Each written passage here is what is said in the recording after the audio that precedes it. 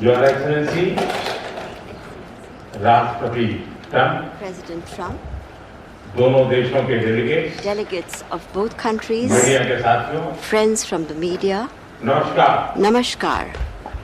सबसे पहले I would like to, मैं मेरे प्रिय first मित्र of all, राष्ट्रपति ट्रंप को express मेरे शानदार my स्वागत heartfelt और gratitude आतिथ्य सत्कार के to लिए my dear friend President Hardik Trump आभार व्यक्त करता for the हूं। grand welcome and hospitality accorded राष्ट्रपति to ट्रंप me. ने President Trump's भारत और अमेरिका leadership संबंधों को has been अपने नेतृत्व से instrumental in संजोया nurturing है, India-US ties जीवंत बनाया and है। making them vibrant.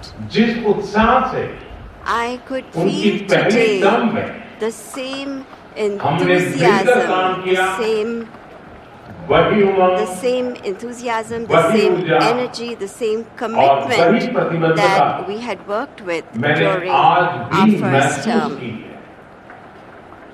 आज की चर्चाओं में Our discussions today उनके पहले टर्म में highlighted हमारी उपलब्धियों का our Santosh pride in our accomplishments during his first गहरे term आपसी विश्वास का सेतु था। साथ ही नए लक्ष्यों को प्राप्त करने का संकल्प भी था। हम मानते हैं कि भारत और अमेरिका का साथ और सहयोग एक बेहतर विश्व को शेप कर सकता है। फ्रेंड्स, अमेरिका के लोग राष्ट्रपति ट्रंप के मोटो मेक अमेरिका ग्रेट अगेन यानी मागा से परिचित है। भारत के लोग भी विरासत और विकास की पटरी पर विकसित भारत 2047 के दृढ़ संकल्प को लेकर तेज गति शक्ति से विकास की ओर अग्रसर है। अमेरिका की भाषा में कहूं तो विकसित भारत का मतलब मेक इंडिया ग्रेट अगेन यानी मिगा। जब अमेरिका और भारत साथ मिलकर काम करते हैं यानी मागा प्लस मिगा, तब बन जाता है मेगा पार्टनरशिप फॉर प्रॉस्पेरिटी। और यही मेगा स्पिरिट हमारे लक्ष्यों को नया स्केल और स्कोप देती है। फ्रेंड्स, आज हमने द्विपक्षीय व्यापार को 2030 तक 2 गुना से भी अधिक बढ़ाकर $500 बिलियन तक पहुंचाने का लक्ष्य निर्धारित किया है। हमारी टीमें एक पारस्परिक लाभकारी ट्रेड एग्रीमेंट को शीघ्र संपन्न करने पर काम करेगी। भारत की ऊर्जा सुरक्षा सुनिश्चित करने में हम ऑयल तथा गैस ट्रेड को बल देंगे। ऊर्जा इंफ्रास्ट्रक्चर में निवेश भी बढ़ेगा। न्यूक्लियर एनर्जी क्षेत्र में हमने स्मॉल मॉड्यूलर रिएक्टर्स की दिशा में सहयोग बढ़ाने पर भी बात की। फ्रेंड्स, भारत की डिफेंस प्रिपेयर्डनेस में अमेरिका की महत्वपूर्ण भूमिका है।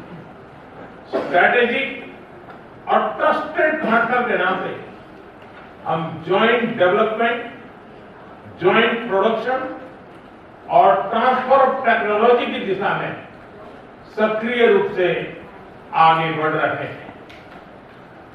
आने वाले समय में भी नई टेक्नोलॉजी और इक्विपमेंट हमारी क्षमता बढ़ाएंगे।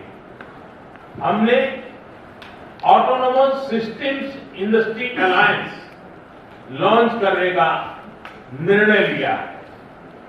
अगले दशक के लिए डिफेंस कोऑपरेशन फ्रेमवर्क बनाया जाएगा। डिफेंस इंटरऑपरेबिलिटी, लॉजिस्टिक्स, रिपेयर और मेंटेनेंस भी इसके मुख्य भाग होंगे। फ्रेंड्स, 21वीं सदी टेक्नोलॉजी ड्रिवन सेंचुरी है। लोकतांत्रिक मूल्यों में विश्वास रखने वाले देशों के बीच टेक्नोलॉजी क्षेत्र में करीबी सहयोग पूरी मानवता को नई दिशा, शक्ति और अवसर दे सकता है। भारत और America artificial intelligence, semiconductors, quantum, biotechnology तथा टेक्नोलॉजी में मिलकर काम करेंगे। आज हमने ट्रस्ट यानी transforming relationship utilizing strategic technology, उस पर सहमति बनाई है। इसके अंतर्गत क्रिटिकल मिनरल, एडवांस मटेरियल और फार्मास्यूटिकल की मजबूत सप्लाई चेन बनाने पर बल दिया जाएगा। लिथियम और रेयर अर्थ जैसे स्ट्रेटेजिक मिनरल के लिए रिकवरी और प्रोसेसिंग इनिशिएटिव लॉन्च करने का भी निर्णय लिया। स्पेस के क्षेत्र में अमेरिका से हमारा करीबी सहयोग रहा। इसरो और नासा के आपसी सहयोग से बनाई निसार सैटेलाइट शीघ्र ही भारतीय लॉन्च व्हीकल पर अंतरिक्ष की उड़ान भरेगी। फ्रेंड्स, भारत और अमेरिका की साझेदारी लोकतंत्र और लोकतांत्रिक मूल्य तथा व्यवस्थाओं को सशक्त बनाती है। इंडो पैसिफिक में शांति, स्थिरता और समृद्धि को बढ़ाने के लिए हम मिलकर काम करेंगे। इसमें क्वाड की विशेष भूमिका होगी। इस वक्त भारत में होने जा रही क्वाड समिट में हम पार्टनर देशों के साथ नए क्षेत्रों में सहयोग बढ़ाएंगे। आईमेक और I2U2 के तहत हम इकोनॉमिक कॉरिडोर और कनेक्टिविटी इंफ्रास्ट्रक्चर पर मिलकर काम करेंगे। आतंकवाद के खिलाफ लड़ाई में भारत और अमेरिका दृढ़ता से साथ खड़े रहे। हम सहमत हैं कि सीमा पार आतंकवाद के उन्मूलन के लिए ठोस कार्रवाई आवश्यक है। और मैं राष्ट्रपति जी का आभारी हूं, उन्होंने 2008 के जिसने भारत में नरसंहार किया, उस मुजरिम को अब भारत के हवाले करने का निर्णय किया। भारत की अदालतें उचित कार्रवाई करेंगी।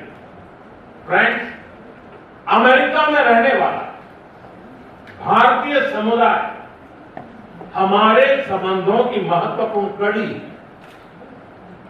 हमारे पीपल टू पीपल टाइप को और गहरा करने के लिए हम शीघ्र ही लॉस एंजलिस और बोस्टन में भारत के नए कॉन्सुलेट खोलेंगे।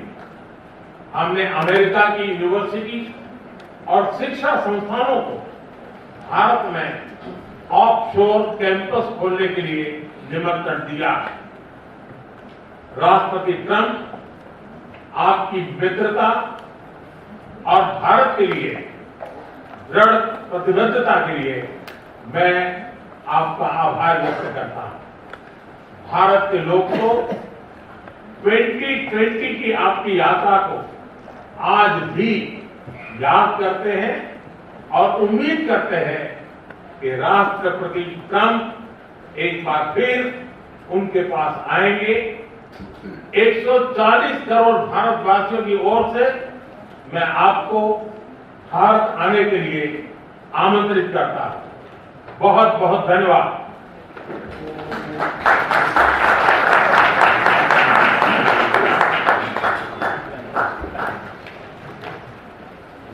Okay, thank you very much. Excellent. We'll do a few questions, please. Yes, go ahead. Please, go ahead. Yeah, please, sure. Thank you, Mr. President. People in India would naturally welcome your decision to extradite Raghu Rana to India back home.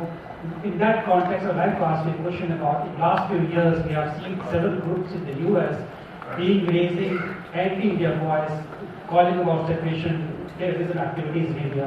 Do you think that should continue here in the US as well? You're going to have to go loud. Mr. President, people in India would be welcoming your decision to extradite Raghu Rana to. I can't understand the word you said. It's not it's just the accent. It's a little bit tough for me to hit. How about you, please? Go ahead, Captain. Mr. President, thank you. First, I want to ask the Prime Minister a question. You and the President, you both spoke about combating ISIS. You both sounded very excited about this partnership upcoming. And I was curious, how much more confident are you with President Trump leading this country that there will be peace through strength and you will have a successful partnership with the United States versus with Biden's incompetence and weakness over the last 4 years?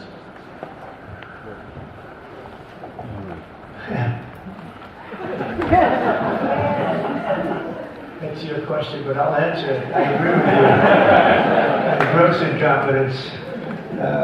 We're going to have a fantastic relationship, and it has been. Look, the whole world's been set back over the last 4 years by the weakness of the United States, the weak leadership of the United States. But I think we've taken care of it in just 3 weeks. It seems to me that even some of the media that we wouldn't prefer has been writing that this is a much different country right now, that the world has a light over it.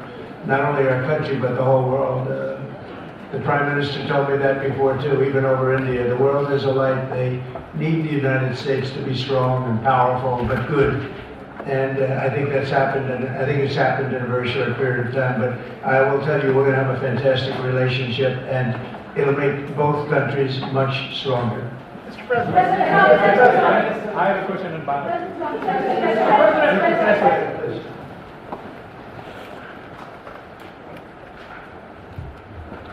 Geeta Mohan from India Today, sir.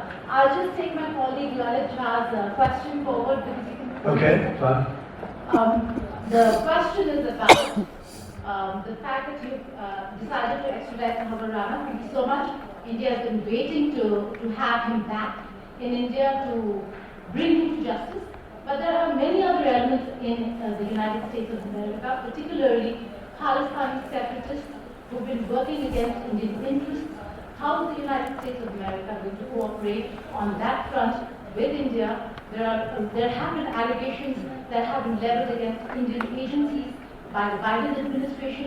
Are you going to relook that with Tulsi Yadav as DNI now? Well, I don't think India had a very good relationship with the Biden administration. They wouldn't sell that oil and gas, which is rather hard to believe because it's a good thing to do. And a lot of things happened that weren't very appropriate, I thought, between India and the administration, the Biden administration. But as you said, we're giving a very violent man, it seems to me. And I don't know that he's been convicted yet or will be, but let's assume he's. तो इस वक्त joint press conference Donald Trump और प्रधानमंत्री नरेंद्र मोदी की ओर से की गई, जिसमें कई अहम मुद्दों को सामने रखा गया है।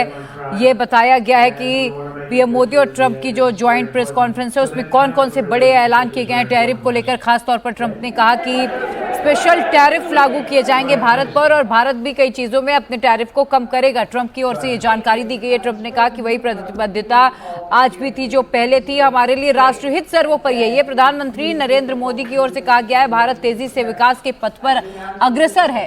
विकसित भारत मतलब make in India great again. आपको याद होगा ये मेक अमेरिका ग्रेट अगेन का नारा ट्रंप ने दिया था और प्रधानमंत्री नरेंद्र मोदी ने आज जब मुलाकात चल रही थी तब भी उन्होंने ये कहा था कि ये ट्रंप से हमने सीखा है कि कैसे अपने देश को सबसे आगे रखना है। भारत तेजी से विकास के पथ पर अग्रसर है और ट्रंप ने यह भी कहा कि लंबे समय से जो असमानताएं हैं उनको दूर करने के लिए भी हम बातचीत कर रहे हैं और कई अहम समझौतों पर हस्ताक्षर भी दोनों देशों के बीच में हुए हैं। खासतौर पर तहव्वुर राणा को भारत प्रत्यर्पित किया जाएगा। We're going to have the same. We're going to have whatever India charges, we're charging them. Whatever another country charges, we're charging them. So it's called reciprocal, which I think is a very fair way. We didn't have that. I was going to do that in my other term, but we had the greatest economy ever in the world.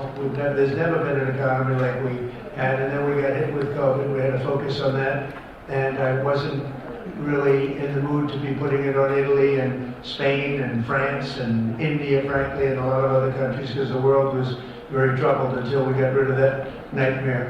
But we had the strongest economy anywhere in the world during that fairly long period of time during my first term, as you know, and we didn't do the tariffs.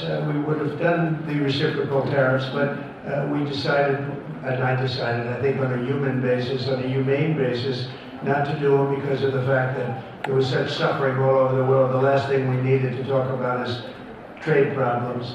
But now we do. We're doing, we see a tremendous future for our country, but we felt that now it's finally time after 45 or 50 years of abuse that we will do. This is in India. This is among a lot of nations. The European Union is very difficult for us, very, very difficult. They tax our companies at levels that nobody's ever seen before. They take advantage of a lot of things, so we're not happy about that. China, of course, is terrible, and we've never taken in 10 cents until I was president. We've taken in hundreds of billions of dollars from China since I've been president in the first term and now. And we have to do that just as a mechanism of fairness, and that's what I've done. And so we are being reciprocal with India. Whatever India charges, we charge them. So frankly, it no longer matters to us that much what they charge, because whatever they charge, I had discussions with India in the first term about the fact that their tariffs were very high, and I was unable to get a concession. So we're just going to do it the easy way. We're just going to say whatever you charge, we charge, and I think that's fair for the people of the United States, and I think it's actually fair for India.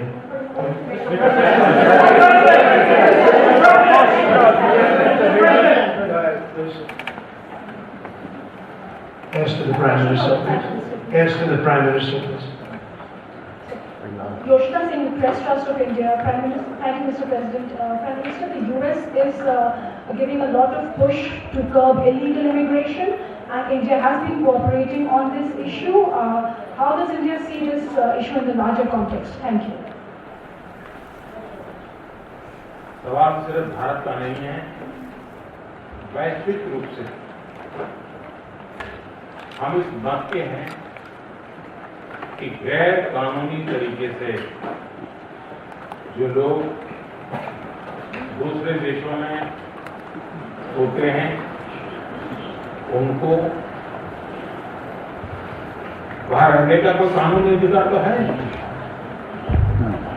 जहां तक भारत और America का सवाल है, हमने हमेशा कहा है कि जो वेरीफाइड होगा, जो सच्चे अर्थ में भारत का ही नागरिक होगा, वो अगर अमेरिका में गैर कानूनी तरीके से रहता है तो उसको वापस लेने के लिए भारत तैयार है। लेकिन बात हमारे लिए वहां से रुकती नहीं है।